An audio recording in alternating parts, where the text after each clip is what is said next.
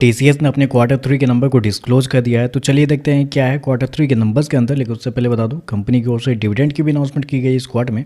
एक बड़ा डिविडेंड आप कह सकते हैं कंपनी की ओर से किया गया है, क्योंकि 11 रुपये का नॉर्मल डिविडेंड है और साथ में कंपनी की ओर से 46 रुपये का स्पेशल डिविडेंड आपको दिया जा रहा है। तो टोटल आप कह सकते हैं 57 रुपये प्रति शेयर के हिसाब से कंपनी की ओर से डिविडेंड आपको अनाउंस किया गया है, जिसका जो रिकॉर्ड डेट होने वाला है वो आपका होने वाला है 17 जनवरी। तो याद रखिए 17 जनवरी कंपनी का रिकॉर्ड डेट है। टोटल 57 रुपये कंपनी के डिविडेंड के लिए। चलिए नंबर देख लेते हैं डाटाबेस के लिए यहाँ पे क्रॉस में।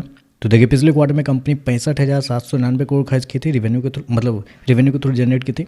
पिछले साल देखते हैं तो 63,973 करोड़ के आसपास, जबकि अभी देखें तो बढ़ के 67,087 करोड़ आपको जाता हुआ देखने को मिल रहा है। तो साल दर साल जाते हैं तो साल दर साल कंपनी के रेवेन्यू के अंदर लगभग 5% के आसपास की तेजी आपको देखने को मिले। जबकि क्वार्टरली बेस पे जाते हैं तो क्वार्टरली बेस पे भी कंपनी के रेवेन्यू के अंदर एक हल्की सी तेजी आपको देखने को लगभग 2% के आसपास का जंप आपको देखने को मिल रहा है। तो कंपनी का रेवेन्यू देखें तो आपको साल दर साल क्वार्टर क्वार्टर बढ़ते हुए देखने को मिल रहा है। हालांकि मार्केट का मानना भी था कि कंपनी के रेवेन्यू इसी प्रकार के आपको कुछ देखने को मिल सकते हैं, क्योंकि मार्केट का जो अमाउंट था वो था आपका 66,000 करोड़ से लेके 67,400 करोड़ के बीच में। तो मार्केट का अनुमान था कि इसके बीच में कंपनी के रेवेन्यू आपको आते हुए देखने को मिल सकते हैं। तो आप कह सकते हैं रेवेन्यू टोटली इनलाइन आपको देखने को मिल रहा है। चलिए कंपनी के खर्चे क्या है वो देखते हैं। तो देखिए पिछले क्वार्टर में 49,463 करोड़ खर्च किए थे। पिछले साल 48,550 करोड़। अभी देखें तो कंपनी खर्चे 50,736 करोड़ आपको जाता हुआ देखने को मिला है। तो खर्चे भी देखें तो खर्चे भी कंपनी के ठीक है, नॉर्मली आपको देखने को मिल रहे हैं।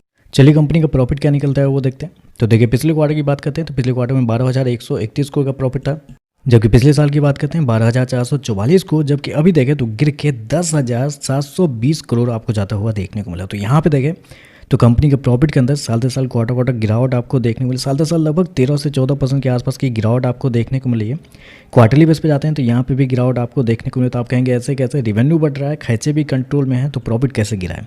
तो प्रॉफिट गिरा है उसके पीछे का रीज़न आपको भी पता होगा कि पिछले कुछ समय में कंपनी ने कुछ अपने कर्मचारी को निकाला था, उसकी वजह से कंपनी के ऊपर बहुत सारे एक्शन भी दिए गए थे। तो वही चीज़ यहाँ पे आपको देखने को मिल रहा है। न्यू लेबर कोड में यहाँ पे कंपनी को 2,000 करोड़ के आसपास खर्च किया है। प्रोविजन में कंपनी ने 1,000 खर्च किया, रीस्ट्रक्चरिंग के नाम पे 250 करोड़ वहाँ पे खर्च किए। तो यहाँ पे कुछ एक्स्ट्रा जो खर्चे हैं वो इस क्वार्टर में आपको आते हुए देखने को मिल रहे हैं, जिसकी वजह से कंपनी के जो प्रॉफिट है उसके ऊपर दबाव आपको पड़ता हुआ देखने को मिला है। कंपनी ने उसको कितना किया है, 10,720 करोड़ के आसपास का प्रॉफिट इस क्वार्टर में, जबकि मार्केट का अनुमान था लगभग 13,000 करोड़ से लेके 13,200 करोड़ के बीच में। मार्केट का अनुमान था कि इसके बीच में कंपनी का प्रॉफिट आएगा, लेकिन यहाँ पे देखें तो प्रॉफिट कमजोर देखने को मिला इन सारी चीज़ों की वजह से। और ऐसे में अगर कंपनी के मार्जिन की अगर बात कर लेते हैं तो पिछले साल जो कंपनी का मार्जिन था वो था आपका 19.45% के आसपास। पिछले क्वार्टर की बात करते हैं तो पिछले क्वार्टर में 18.43% के आसपास था, जबकि अभी देखें तो गिर के 15.97 आपको जाता हुआ देख लो। तो मार्जिन देखें तो मार्जिन आपको साल दर साल क्वार्टर क्वार्टर गिरते हुए देखने को मिल रहा है। ईपीएस की बात कर लेते हैं तो देखिए पिछले क्वार्टर में कंपनी का ईपीएस लगभग 11 रुपये के आसपास था। पिछले क्वार्टर में 33 रुपये के आसपास था, पिछले साल 34 रुपये के आसपास, जबकि अभी देखें तो गिर के 29 रुपये के आसपास आपको जाता हुआ देखने को मिला। तो ओवरऑल देखा जाए तो नंबर थोड़े से मिक्स टाइप के नंबर आप कर सकते हैं। अगर कंपनी के नेट प्रॉफिट को हटा के अगर आप देखते हैं तो नंबर अच्छे देखने को मिल रहे हैं, क्योंकि ऑपरेटिंग प्रॉफिट आपको साल दर साल क्वार्टर क्वार्टर बढ़ते हुए देखने को मिले। तो ऑपरेटिंग प्रॉफिट सही है, लेकिन कंपनी के नेट प्रॉफिट आपको गिरते हुए देखने को मिला है। कुछ एक्स्ट्रा इस क्वार्टर में खर्च किए हैं जिसकी वजह से, लेकिन डिविडेंड भी कंपनी को से एक अच्छा खासा दिया गया है। तो देखते हैं इन सारी चीज़ों पर मार्केट कैसे रिएक्ट करता है। वीडियो पसंद आए तो लाइक कीजिएगा, साथ में साथ चैनल को सब्सक्राइब जो कीजिएगा। धन्यवाद।